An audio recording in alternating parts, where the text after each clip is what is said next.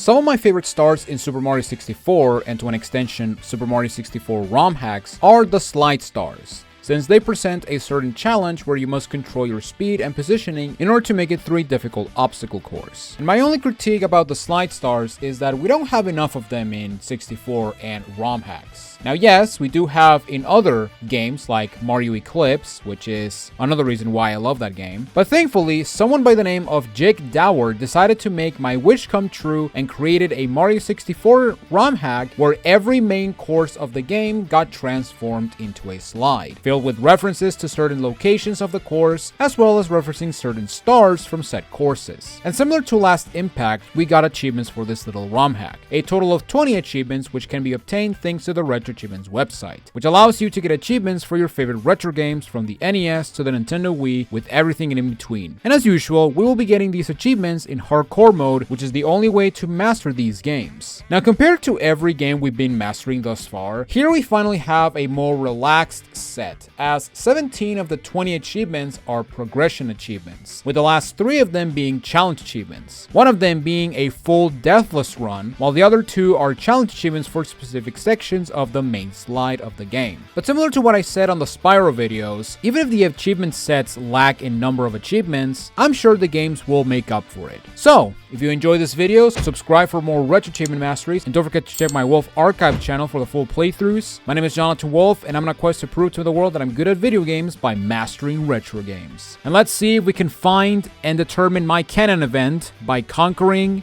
the Slideverse. So right at the start as we begin, we go into the castle grounds, which we must slide into the castle in order to begin with the Slideverse. Now throughout this ROM hack, we will see some signs and NPCs that will actually give us some cool tidbits and also some tips on the certain sections of the Slideverse, but everything is completely optional. However, in the castle grounds, we do get a sign that says that in order to access the Princess Secret Slide, we must conquer the Slideverse and collect the star at the very end. So going inside the castle, we have these toads that will talk us about certain aspects, including these special caps, which have a specific timer every time you pick them. But here we can also access the Tower of the Wing Cap level, which will basically function as a sort of tutorial for the big deal. And once we complete the tutorial, which is completely optional since it doesn't give any achievements once you complete it, we can head over to the basement of the tower, talk to Mips, and enter the Big Slide, also known as the Main Slide. So the Big Slide is basically all 15 main courses of the game combined into one, starting in Bob-omb Battlefield all the way to Rainbow Ride. And every single course has a sort of objective you must complete in order to continue on to the next course. And you can actually check what your objective is by pausing the game and looking at the title of the star, or talking to the cool NPCs like King Bob-omb over here in order to have some idea of what you're dealing with. Starting with Bob-omb Battlefield, we have to avoid some water bombs, and we need to press the switch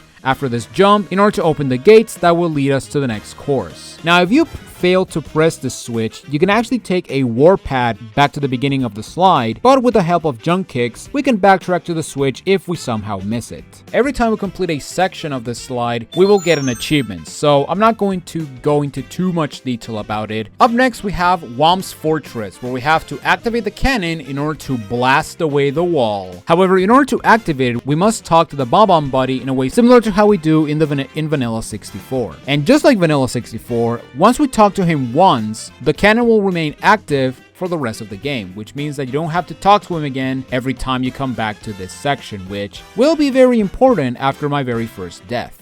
This game has... oh, well, there you go.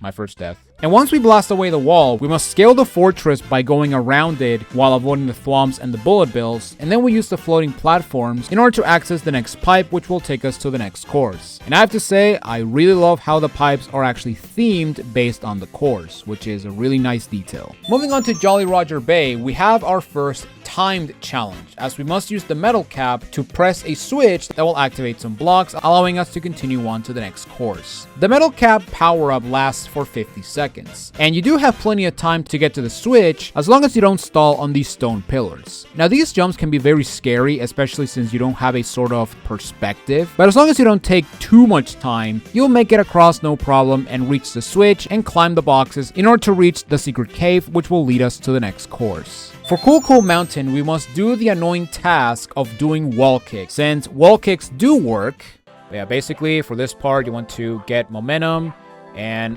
hopefully, well, I said hopefully, and hopefully pull off the wall kicks, which unfortunately, considering that this is Mario 64, it's going to be a pain in the ass because the wall kicks in 64 are incredibly annoying to pull off. Although thankfully, because this game is not a Kaizo level and Super Mario 64 is a perfect game with no flaws whatsoever, if you fail to perform the wall kick, you can take the warpad to try again. But if you manage to pull off the wall kick, we can actually go inside the cabin and actually do the slide of the cabin. And that's actually one really cool thing about the Slideverse, and that's the fact that not only does it include the main courses, but if a level has a side area, they will also play an important role in the Slideverse, which is pretty cool. Although sadly, the slide of the cottage is not the same as the one from Vanilla 64, which is honestly kind of a shame. Up next, we have Big Boo's Haunt, where we have what I would say is the hardest cap challenge of the game. As with the Vanish cap, we have 20 seconds to go through 2 Boo paintings before the cap goes away. Otherwise, it's bye-bye for Mario as he falls into the abyss. As soon as you grab the metal cap, you must gun it all the way to the end,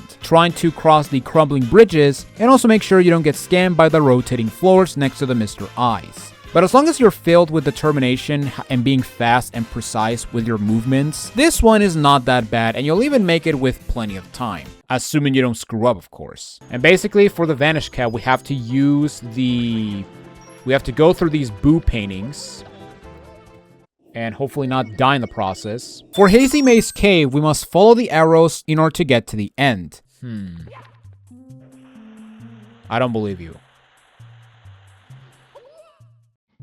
Damn it. And every time we take the right path, we have to do a sort of obstacle, like running a platform while avoiding pillars, crossing the toxic chasm by hanging around some amps, and reach the Dory Cave where you must press a switch in order to open the way forward. For Lethal Lava Land, we have our very first challenge achievement, where you must beat the entire section without taking damage. The hardest part is definitely the beginning, as this turn can be very, very treacherous, and these wooden platforms are very annoying, as touching anything before the flat section will cause Mario to slide on his belly, and when Mario slides on his belly, you cannot jump, meaning that you will go into the lava and take damage no matter what, which is incredibly annoying, very stupid, and definitely not something to be infuriated about. But once we get to the end of the first section, we have to use the wing cap and fall with style into the volcano before 10 seconds. Otherwise, we're just going to plummet it into the lava. And as for the inside of the volcano, it is definitely the easiest part, although you do want to be careful in this lava section, as the fireball can definitely scam you in the worst case, and also be cautious with the amazing jank that is Super Mario 64, because as we all know, Super Mario 64 is a perfect game with no flaws whatsoever. Alright, so make sure you do small hops because of that, because, you know, this is Mario 64, and if there's one thing you should know about Mario 64 is that it is a janky-ass game. Even the simplest ROM hacks are janky, because, again, Super Mario 64 is a perfect game with no flaws whatsoever. Next up, we have what is possibly my favorite section of the big slide, Shifting Sandland, as we must collect all the red coins in order to open the pyramid, which is a very cool homage to standing tall on the 4 pillars, even though the red coins do not open the pyramid, but whatever. The hardest section of this part is definitely the Tox Box area, as I've had issues where the Tox Box will just glitch you out into the quicksand, which is incredibly annoying. But for the first 2 Tox Box areas, you can just jump over them, and for the third one, you just want to time yourself and go and get the coin at the right time. And as for the inside of the pyramid, the beginning section is definitely the hardest part. Although I will say overall that the hardest part of this entire section is trying not to cringe at the terrible jokes from the IROCs. They say I'm the best at giving high fives. Maybe because I gave my all.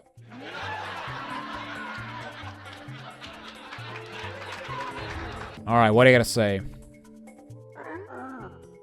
We've never taken a shower for thousands of years, but we've always washed our hands.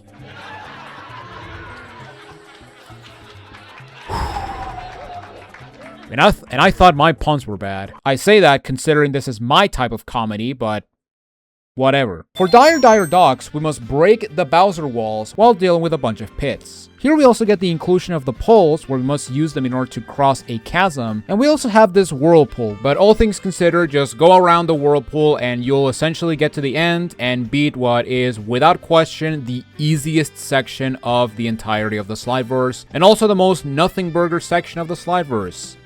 Just like Dire Docks itself. For Snowman's Land, we must watch for the coin coffers and jump over the ice platform similar to the original course. And once we get to the second half, we must use the shell to cross the melting ice. However, if you time your jumps carefully on these stone slopes, you'll make it to the igloo without the need of a Koopa shell, which will grant you your next challenge achievement. Even though sometimes there's the issue that Mario will simply not jump because Jumpman is very bad at jumping.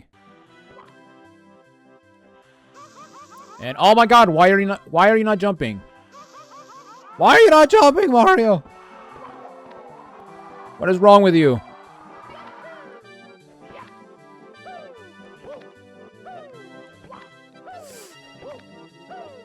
So yeah, just inch your way.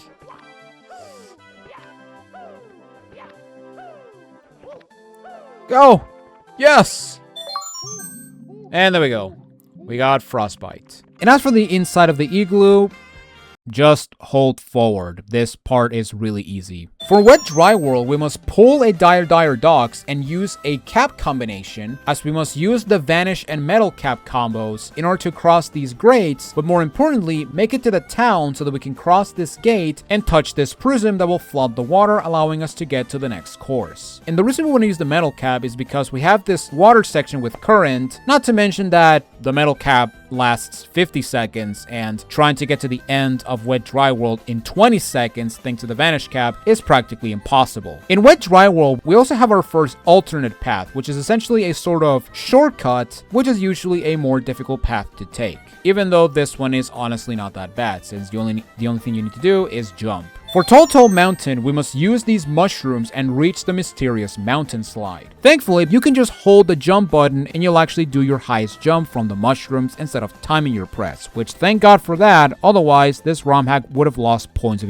enjoyment. And in a similar way to the slide from Cool Mountain, the mysterious mountain slide got nerfed. Although we still have the death route, which is a pretty nice detail. For Tiny Huge Island, we do have a combination of both the Tiny and Huge Island. Starting out with the Tiny Island, which is the hardest part of the entire level, we must try our best to not fall off from these tiny platforms. And once we take the pipe to the Huge Island, we get a sort of redemption from the level as we get carried by the wind, unlike the bullshit wind section in the original level, which I fucking hate that part. Oh my god, please kill me. And once we make it around the island, we can go inside the Wiggler Cave, which is definitely the second hardest part of the section. But with careful jumps and enough speed built up to make these jumps, the Wiggler Cave is really not that hard. For Tick Tock Clock, we have another instance of two paths. Don't use the main path, since these conveyor platforms are complete dog shit. 6 out of 5 times, these things will make you slide on your belly, basically costing you a life. Instead, we just time our jumps on these still platforms, and once we make it to the second half, we can take either the left path or right path. It really doesn't matter which one you take, although for the left path, you do get a hand and have to time yourself on these walls, while the right path is the more straightforward one. But finally, we have Rainbow Ride, which unlike the original version, this version of Rainbow Ride doesn't make me want to kill myself. This is your final test of skill, as you must perform every single trick in the book, as sometimes jumping is not the right option. But once we make it into the house and take a carpet ride and not get scammed by a Lakitu, we make the final jump into the ship and collect the star, finishing the big slide. And once we collect the star, two things will happen. We will now have infinite lives, but more importantly, we will now have access to the princess's secret slide, as this cannon is now active, allowing us to properly finish this ROM hack. However, before we actually tackle said slide, we go back to the big slide and tackle what is by far the most difficult challenge of the Slideverse, that being conquering the big slide without dying. This achievement overall is really not that bad, although considering this is Mario 64, we have to deal with a lot of jank. Now that being said, not every section of this slide is hard. However, there are some things that can be very annoying if you're not careful. Some of these include the water bombs in Bob-omb Battlefield because, or as I've seen in my performances, oh my god, it happened. The stone pillars in Jolly Roger, trying to pull off that stupid wall kick in Cool Cool Mountain, the entirety of Big Boo's Haunt for obvious reasons, watching out for the amps on the Toxic Chasm since touching an amp will cause an instant death, the first section of Lethal Lava Line because of the problems I mentioned for the Damageless achievement, the Tox Box section and the beginning of the inside of the pyramid in Shifting Sandland, the Tiny Island can be a complete bitch and a very often run-ender, and finally for Tick-Tock Clock, take the alternate path and the right path for an easier time, and for Rainbow Ride, do not choke. This achievement basically relies a lot in trial and error. However, if you memorize every single section, not to mention that for Snowman's Line we can now use the shell, at this point, the only strategy that I can tell you about when it comes to this slide is get good.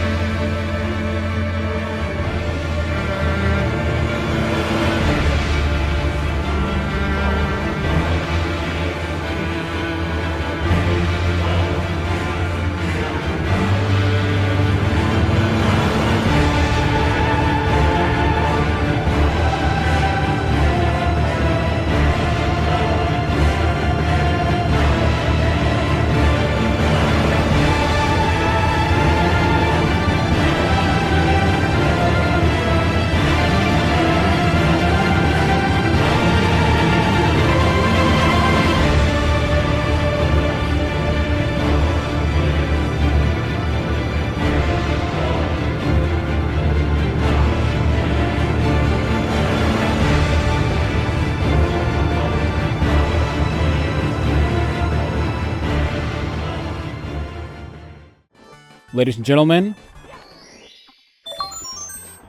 we got it. So once we conquer the big slide, we now take the cannon and go into the princess's secret slide. Except not really, because Bowser, in a fit of jealousy, decided to seal the slide and hit the key in his domain. So now we must go to the Bowser slide and conquer it in order to get access to the true finale. The Bowser slide is actually a very cool slide, as the perspective not only changes from 3D to 2D, but it also combines elements from all 3 Bowser stages. However, that being said, compared to the big slide, this one is honestly not that bad. The only difficult thing about it is that because this is a long slide that has no checkpoints, dying will send you back to the very beginning. But if you manage to do the Deathless achievement, this slide is a complete cakewalk. Assuming Mario decides to jump when he needs to. Yeah, you gotta be on your A game. Also, not get zapped in the process. And, oh my god, why are you not jumping, Mario?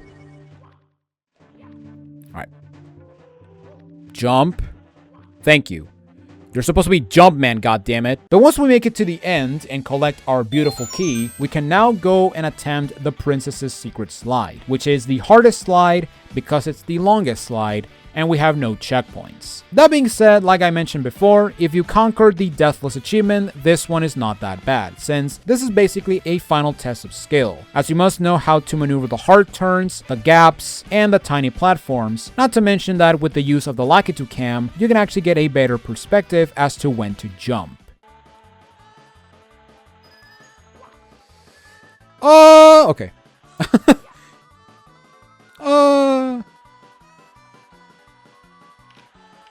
Alright, camera, please don't be stupid.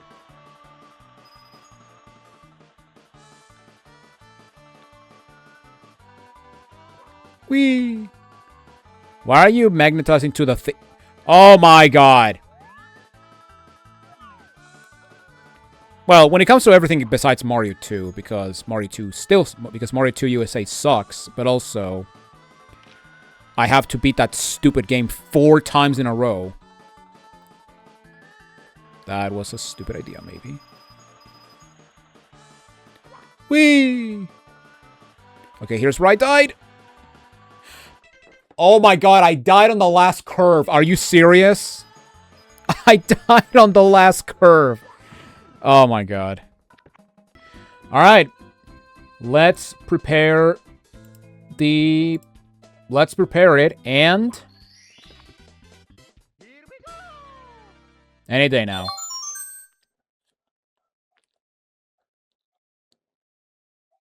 Time!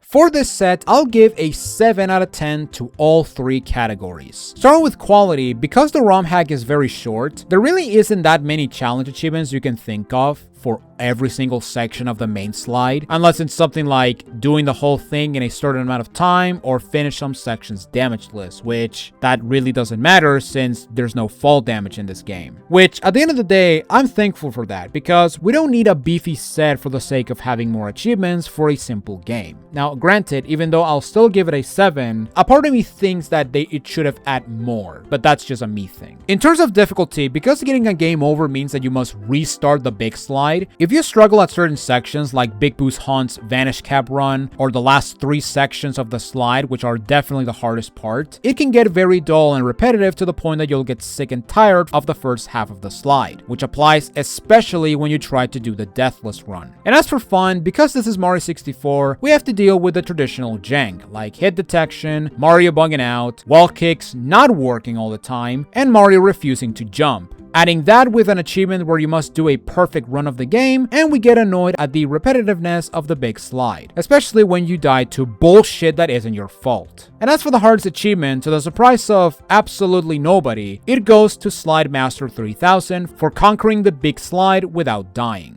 I have to say that it finally feels good to master something small, and despite the fact that I wish that this ROM hack was a tiny bit longer, at the same time, I do like my short and sweet games / ROM hacks. Not to mention that, as a Tomb Raider fan, I love me some big, long, juicy custom levels, but at the same time, I do love me the one-off levels that give amazing attention to detail. Big thanks to Kiwi Taco for making this set, and shoutouts to Jake Dower for making this ROM hack. And now that we conquered the slides, I now understand my new canon event, where I simply cannot beat the hard challenges on the first try.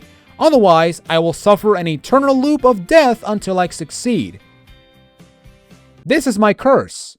This is my canon event. I will not escape it for as long as I live. Thanks for watching this RetroAchievements Mastery video. If you enjoyed this video, be sure to leave a like, and if you want to see more RetroAchievement Masteries, be sure to subscribe and ring the bell to get notified on future masteries. For our next game, we accept our invitation to Dracula's castle as we venture into Castlevania for the NES. But we're also going to be tackling the re-release on Game Boy Advance as well as the Famicom version in what will be our very first multi-console game in a way similar to Toy Story 2 and Alien Trilogy. Since all three NES Castlevania games don't have a lot to talk about individually, which means that when we tackle the future games, we will master all other versions in order to get our Castlevania cherry popped. Also, build up hype for Belmont's Curse, which is my most anticipated game of this year. Ladies and gentlemen, thank you all for watching this video. I'm Jonathan Wolf, and I will see you all in my next Retro Achievements Mastery. Later, Retro Achievers, and take it easy.